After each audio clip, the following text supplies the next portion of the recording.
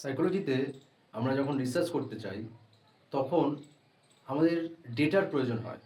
তো এই যে ডেটা, এটা সাধারণত ৪ রকম ভাগে ভাগ করা যায়। একটা হলো ডেমোগ্রাফিক ডেটা।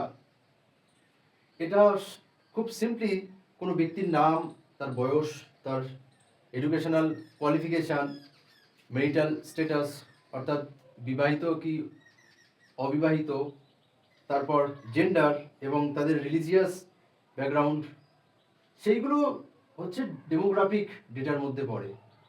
এবং এটা বিভিন্ন দেশে বিভিন্ন কালচার অনুযায়ী এটা বিভিন্ন ডেটা হতে পারে। এরপরে ফিজিক্যাল ডেটা, যেটা কিনা আমাদের প্রকৃতি পরিবেশে যেখানে আমরা বসবাস করি, হ্যাঁ, সেইটা কেমন, বা আমরা যে সমাজের মধ্যে বসবাস করি সেই সমাজটা কেমন। তো এখানে সামাজিক পরিবেশটা এসে যায় ফিজিক্যাল ডেটার মধ্যে। আমাদের ইকোনমিক্যাল বা ফাইন্যান্সিয়াল কন্ডিশনটা কীরকম সেইটা আসে ফিজিক্যাল ডেটার মধ্যে। বা আমরা যেখানে বসবাস করছি সেই বাসগৃহের যে অবস্থা, আমরা যে ঘরবাড়িতে বসবাস করছি সেই তার যে ফিজিক্যাল যে স্ট্রাকচার, হ্যাঁ, সেইটা এই ফিজিক্যাল ডেটার মধ্যে আসে।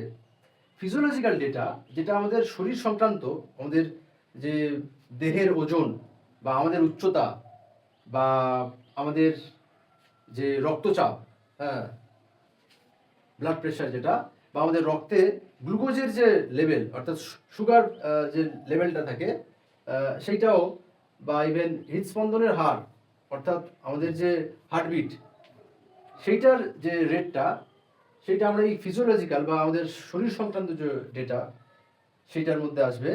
এবং সাইকোলজিক্যাল যে ইনফরমেশান বা সাইকোলজিক্যাল ডেটার মধ্যে আসবে আমাদের যে মানসিক প্রক্রিয়াগুলো, যেমন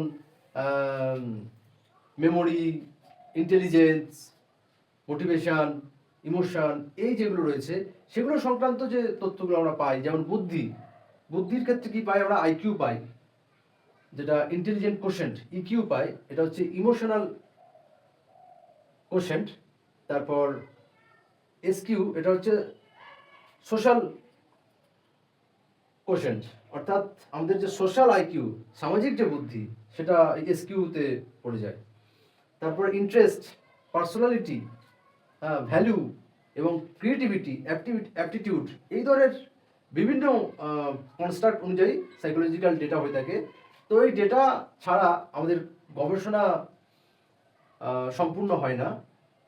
এবং এই ডেটা আমরা বিভিন্নভাবে বিভিন্ন উপায়ে সংগ্রহ করে থাকি। ডেটা বলতে আমরা সাধারণ অর্থে ইনফরমেশন বুঝি। কোনো সম্পর্কে ধারণা তৈরি করতে গেলে আমাদের এই ডেটার প্রয়োজন হয়।